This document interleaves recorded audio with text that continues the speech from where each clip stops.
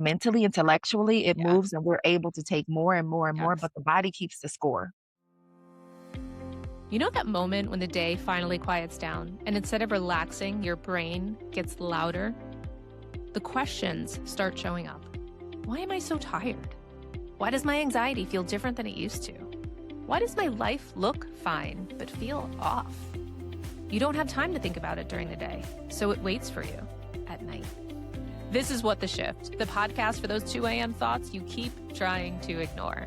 The ones about exhaustion, people pleasing, overfunctioning, boundaries, changing bodies, shifting identities, and the quiet realization that nothing is wrong. It just can't keep going the same way. I'm Gia Lacqua, and if it's been keeping you up at 2 a.m., it's trying to tell you something. Welcome to What the Shift. If you've been having the 2 a.m. moment where you realize something is shifting, you are in the right place. Welcome back, shifters, to What the Shift. I'm your host, Gia Lacqua. Today, I am absolutely thrilled to introduce you to a very special guest, Shalece Daniels. Shalece is a Detroit-based executive rest strategist and founder of Live As If Co.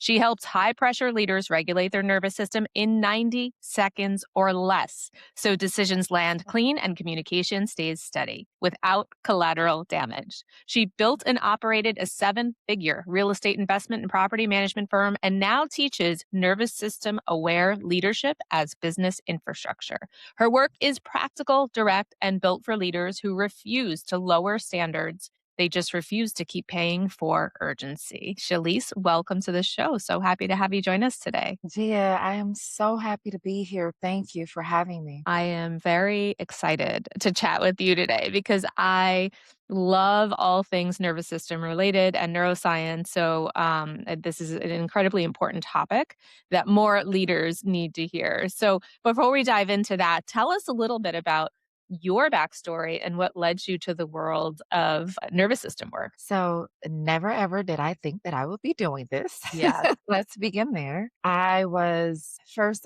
doing leadership training for a Fortune 50 company. And I done that for 7 years while also having my real estate company. Now, I've had my real estate company since I was 19. No, let me say, I've invested in real estate since I was 19. The company piece came around 2016, I'd say, where it really started growing. And I did that day in, day out for years. 2020 hit and I suffered from a mental break. I mean, I think many of us may have gone through some version of this, but didn't really know what was going on because at the time I didn't know what was happening either. I scheduled a vacation for 3 weeks to Costa Rica, so because I was cabin fever, right? And I didn't come back home. To keep a long story short, I stayed there for 5 months, came home for a month just to see my nephew off to the Air Force, and he's still there in Kuwait right now. And then I stayed another 7 months. I bought property that second time around, and now Costa Rica is my second home. What happened while I was there, which I didn't realize, I just felt like I couldn't come back. And I said, forget everything. At the about the 5 week mark, I said, everything can just go. I've got to come home. I mean, I'm sorry, I've got to stay here. I can't come home.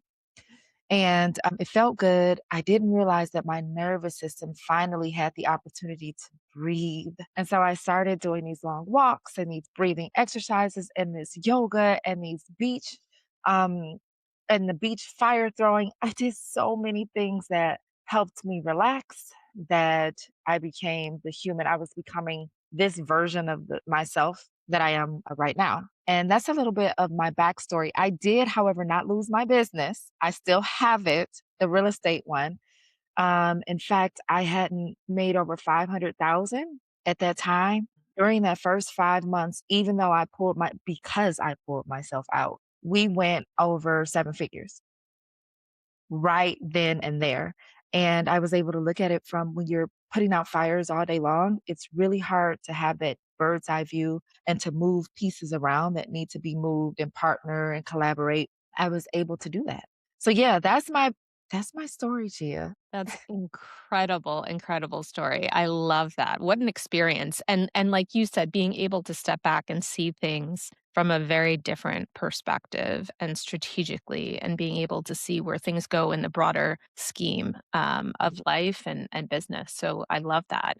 And talk to us a little bit about what are the signs, signals, symptoms? How do we know when we are dysregulated versus just kind of everyday stressed out? When I went through my neurosomatic intelligence training, what I learned is that we all have a bucket.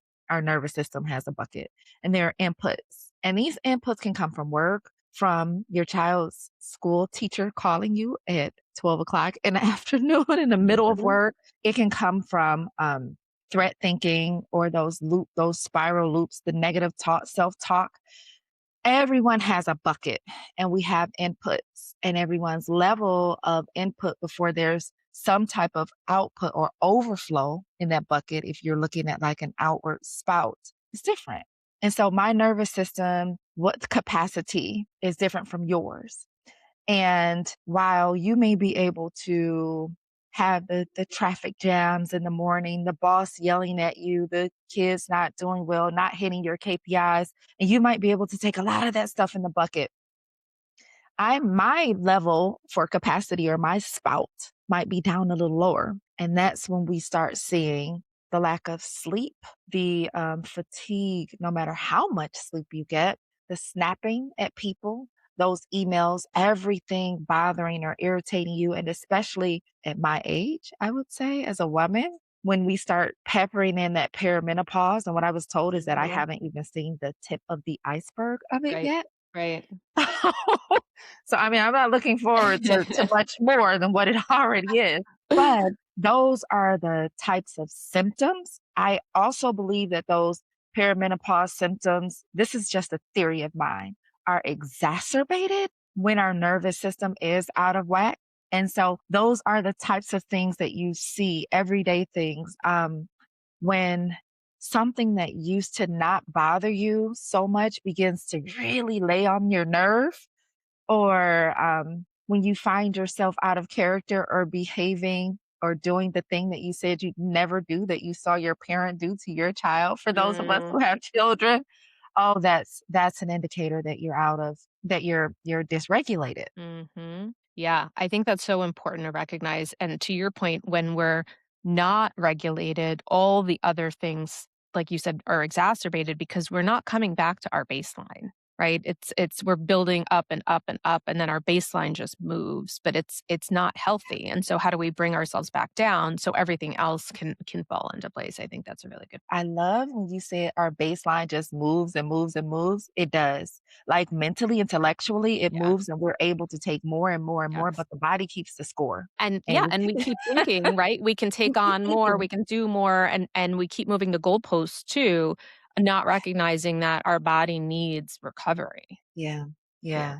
It's very, very interesting. Yeah, yeah, Gia. Yeah, and I wonder, so one of the things I hit my burnout wall, although I hate the word burnout because I don't think it truly encompasses the full experience of the physical, Yeah. the emotional, the mental, the psychological, all of it.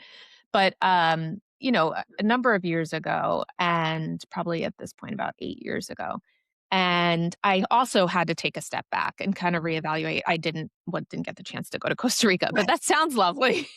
But I did have to take a step back and kind of reevaluate what was working and what wasn't working. And there was a whole lot of things that weren't working that I was forcing and pushing.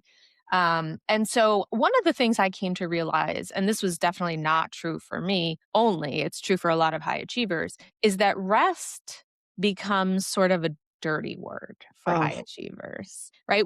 I would have an allergic reaction to the concept. And, it made me think about why. Why is that? And I know you talk a lot about hustle culture.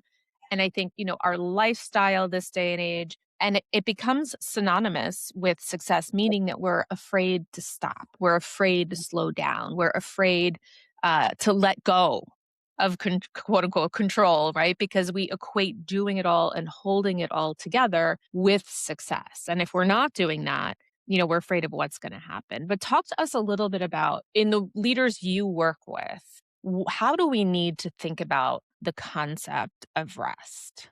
So first it needs to come from the leaders, and I'm glad that you said that first. It needs to come from the leaders, from the top down, because we do what we see. Yes. So for the entrepreneurs that are listening to this program, for the COOs, CEOs, CFOs, CHROs that are listening, you need to know that your people are going to replicate what you do. The way that we begin to implement that is by taking, I would say, from the reverse and taking a focused block of time and being very, very productive in that focused block of time. I use the Pomodoro method. I like 25 Mhm. minutes on, 5 minutes off, and then after 4 blocks, a big 20-minute break. And I plan what I'm going to do for my breaks, be it dance break or so on, or breathing or taking a short nap or meditation.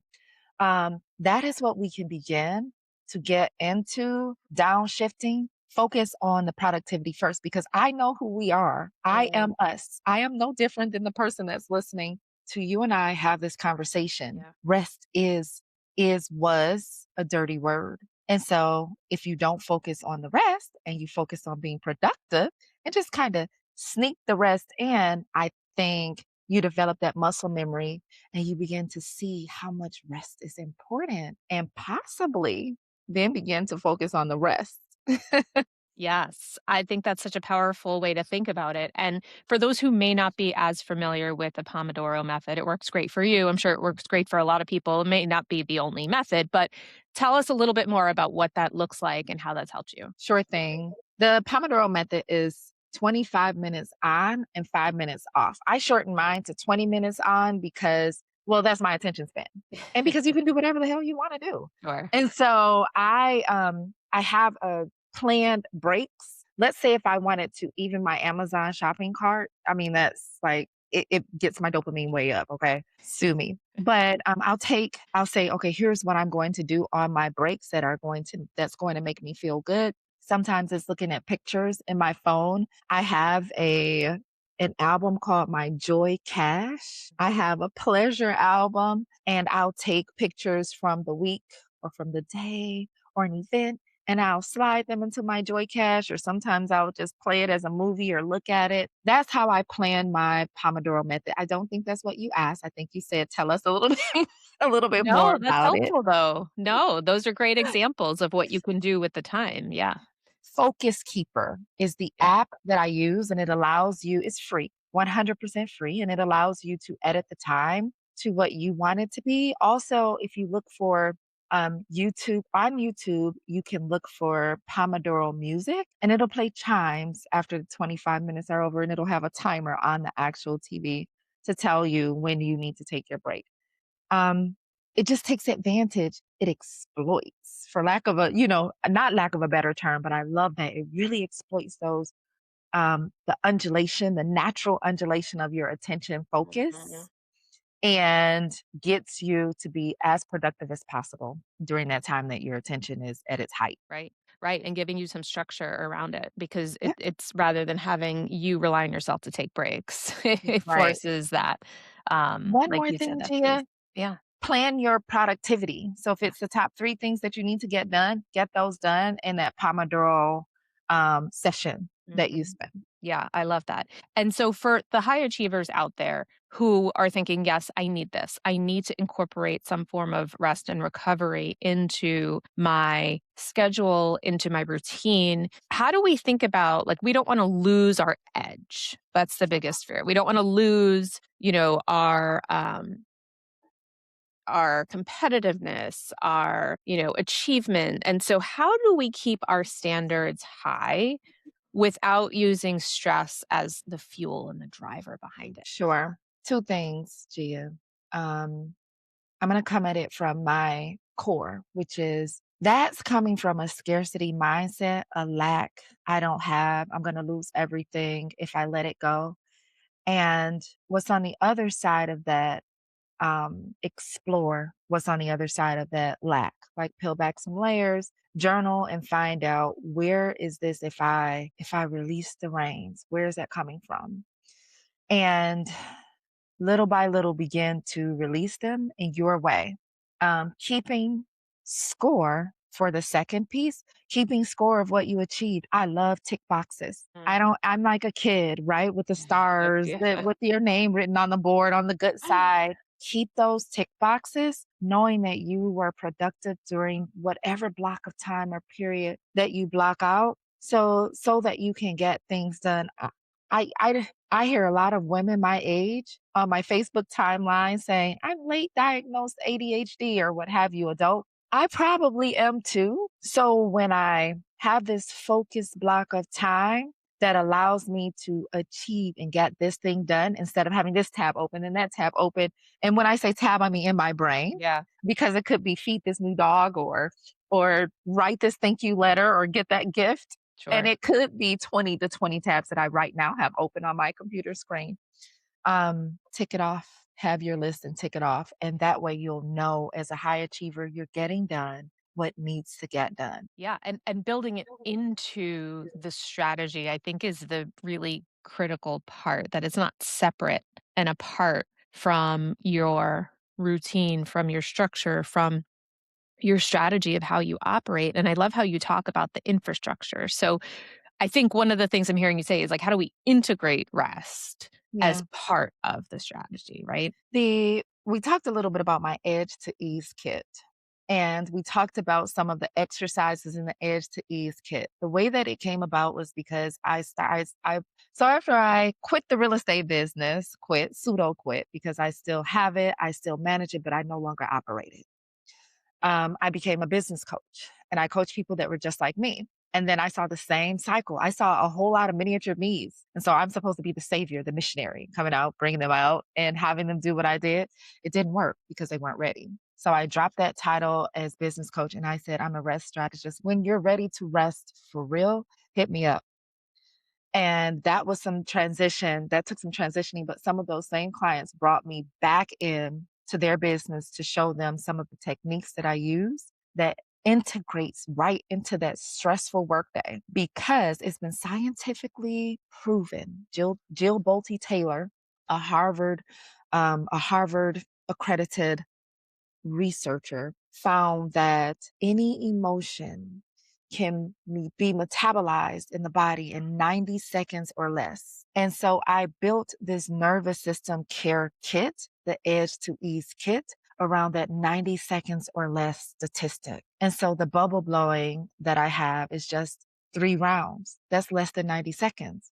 And now that I have the wearable, you can take your heart rate variability before and after and see if your nervous system was actually able to downshift. As a corporations, I found that we were doing a lot for our employees. It's not lack thereof care, it's just guessing, hit or miss. Do I have a meditation pod?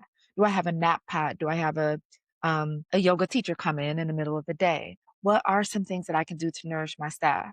Yes, those things are important, and just like you have sales KPIs, having KPIs on whether or not these things are actually working was extremely important and kept coming up for my work.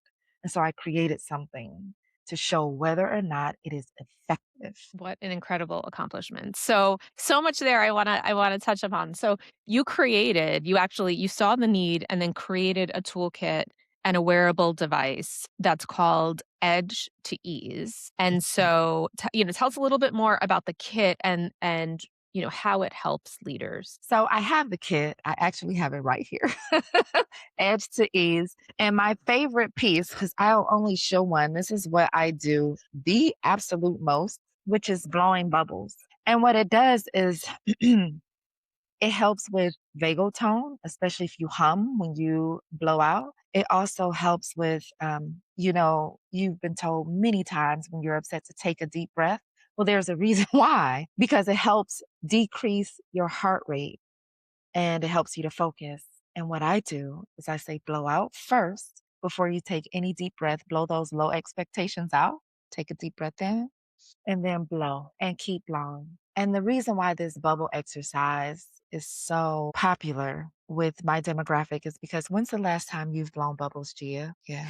But how did you feel the last time you blew bubbles? I mean, free. Yeah. And it takes us back to some form of being a kid sometimes. And that freedom in being a kid without bills, without worries, without employees depending on us to pay them with our whole livelihoods.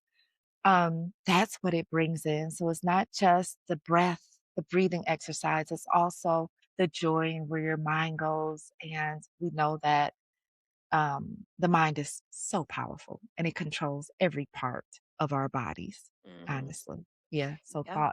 thoughts matter. So I hope I answered your question. You know, I got way off into my No, my that's amazing. happy place. I That's got off into amazing. my happy place. Yeah, no, it's incredible. And I think, you make a really good point because the breathing and the bubble blowing are things that we don't typically do. And so it interrupts that pattern. But like you said, it also takes us to a place where we can reset our nervous system with the breath. But the bubbles, I do find that, I mean, my kids are getting a little bit older now, but I do find that playing with them and getting into their Mhm. world can be therapeutic for me because otherwise I wouldn't, right? Whether it's doing a puzzle or playing a video game or whatever it is. I do find that actually I'm not just doing it for them. I find that there's a benefit in the connection, of course, but then I feel a little bit more like at ease and having access to creative part of my brain and not being so quote unquote productive. Right? There's Yeah. something to that. Play is productive Yes. because it allows the prefrontal cortex to go offline for a little while. The thing that's all blocked and like stressed out and trying to connect the synapse glands. When Yes. you have something that you're working on and you're working dutifully and hard, and I don't know if any of you are like me, but like I go down this spiral until I figure it out. I'm like, Mhm. and if you allow yourself to just step back Yes. and play, be it with your Yes. kids blowing bubbles. I have a spinning top in here. Uh-huh. It's a gyroscope. And that's the thing that I use if you're stuck in an analytical loop and you can't figure out that dashboard, CRM, KPI, why this number isn't adding up here. Stop, sit back, and take your mind completely off of it. When you're staring at that gyroscope spin, for a very long time. It lasts for a good 120 seconds. You can't be focused on that and the problem. And so you allow your subconscious, you allow the parts of your brain that aren't up here to actually connect, communicate, and come up with a solution while you're simply having fun. Processing, and that's why I think they say also in the middle of the night, that's when your Mm, brain is making those connections, and sometimes I'll wake up in 3 in the morning and be like, "Oh, I have this great idea." yeah, yeah. It's That's true. when your that's when your default mode network Yeah. is the most, active. It's cleaning everything out when you're asleep, at least in deep sleep. And now this wearable also tracks your sleep. It tracks REM, light sleep, and deep sleep specifically, and they all do different things. The deep sleep is for physical rejuvenation. The REM, just very simple, is for your creative and emotional processing. And you can see what it's doing. And it's for Mhm. you. This is not something that part is not something that you would give your employer. And every person opts in such that their employer can even have access to this. And at the stage that we're at right now, you have to voluntarily send the screenshots. Now, the V2 is that they'll automatically get it with your consent, anonymized, de identified, so that they can have an aggregate Oh, of the interesting. nervous system of their employees, how they're doing, and how they can better care for them for that day or that week if they're really highly reactive. But they'll never, ever have it tied to the actual individual itself. Privacy is very important. It's your numbers first. You need to know how to care for yourself, whether you're with that organization or not. Yeah, that's incredible. So you have access to your data, but the organization, you can provide anonymous data so they can see in aggregate how the team is functioning on a nervous system You level. got it. It's And so, incredible. did the nap pod work? Are the bubbles working? Yeah. Is the gyroscope working? Is the 1 hour rest a week working? Yeah, that's incredible. And so tell us, I know you talked about your 90-second reset. Shalece, tell us a little bit more about what that is and when leaders can actually use that. Sure. So, I give each one of the employees that's been trained, the staff members, a bag. And in this bag, they have a myriad of tools. I think we're up to like 9 right now. And I tell them they can bring this into a team meeting if they have their weekly meeting and they can do their one reset all together, Mm. 90 seconds before the meeting, or they can do it in tough moments on their own before they enter the meeting, blowing bubbles. I mean, I imagine and I've seen where they're all blowing bubbles right before a meeting, and that positive sentiment override rises. And I don't have a number that can be applied to that. I just know what the meeting looked like through observation before they had the kit, before they did the bubble exercise, and then how the meeting went and reports from the managers thereafter with the positive outlook on top of that. Mhm. They can use it anytime. In the restroom, I have this reflexology ball that you can use under the desk, or if someone is mansplaining you and you you're like, here he goes again. You can have your foot rolling under the desk and no one has to know what's Uh-huh. happening for you to calm your body down. That's incredible. I love how you said how nobody has to know because I think that's part of it is, we don't want to be doing these grandiose gestures in the middle of a meeting or a hallway. So having tools that are accessible to you that are um, private, I think is such a great point. And the other thing I want to touch upon just before we wrap up, Shalece, is we've been talking a lot about the individual and leaders, a little bit about teams, but talk to us about the impact that this Oh, has on the business. And I know that you say that rest, can be a revenue driver. Talk to us a little bit more about what that means. when I'm well rested, I'm so much more happy and I'm so much more productive. But let's come at it from, how a penny saved is a penny earned. Let's talk about the mistakes that don't happen. When we're clearer in our minds and we're making these financial staff decisions, we're slowly ticking away at the culture every time you snap at an employee or a direct report. When you're clear, you're able to be compassionate, you have spaciousness, and you can breathe and you can step back and think before you respond Mm. instead of reacting. Yeah. How many times have we sent an email that we wished that we would not have sent? That degrades that culture, which eventually leads to turnover. So an employee saved is an employee earned. Every executive burnout, not churn, which is even higher, $20,683 annually per executive. That's what a study that was completed by forgive me, I don't know the name of the house that completed the study, but I quote this all the time, $20,683, and it's been quoted in a myriad of additional studies that's how much burnout costs for each burned out executive. So if you have 5 people on your executive team and they suffer from burnout, annually, you could be losing $20,000, whereas $20,000 saved is $20,000 earned, and that's how I look at it in terms of rest being a revenue driver. Yeah, it's incredible way to think about it, and I think a big shift in what needs to happen. And as you think about what you would like to see change, what you would like to see shift. So I guess there's two parts to this.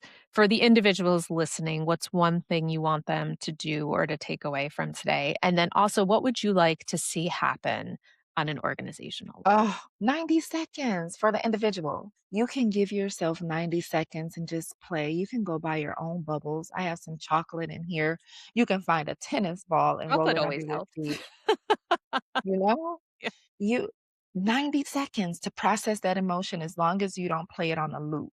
That allows you to change that thought. You get to choose your thought. For an organization, well, let me dream big here. You know how the banking industry determined that our workday was 9 to 5? I want this edge to ease, this nervous system care to determine that our workday integrates nervous system care in 90-second blocks. That's what I see for organizations. That's what I see for the world. And I think it's an important shift that we have to make sooner rather than later as we think about how the world is evolving, how we're evolving as society, as businesses are evolving. This is such a critical pillar for us to get right. So such a powerful message. It is. Thank you. Our kids. Yes, Because if we do it, we take it 100%. home to our children, and 100%. then it becomes just a way of life. We didn't have iPhones, but for our kids, it's a way of life, you know? So I want this to become a way of life, caring for and understanding such an integral part of our body, the way that we human. Yeah, and like you said, the kids, whether they're kids or, you know, our teams, they're gonna follow our lead and what we do, not what we say. So modeling that behavior that we wanna see is absolutely critical. And that's honestly the biggest driver that enabled me to be able to incorporate rest is I said to myself, well, what am I teaching my kids? And I have 2 girls. What am I teaching them about how to care for themselves? And that was like a really big wake up call for me. So such a great point. Shalece, I want to thank you so much for being here today, for sharing your story, your insights, and your expertise. It's been a pleasure. Same here. Thank you so much for having me. It's been wonderful. Oh, thank you. And tell us where our listeners can find you and learn more about the work that you do. Sure. I am mostly on LinkedIn, Shalece L. Daniels, but I'm everywhere. I'm on TikTok and I think I'm positive on Instagram at Shalece L. Daniels. If you want to learn more about Edge to Ease kit, you go to liveasif.co. That's it. And then you can find a workshop page.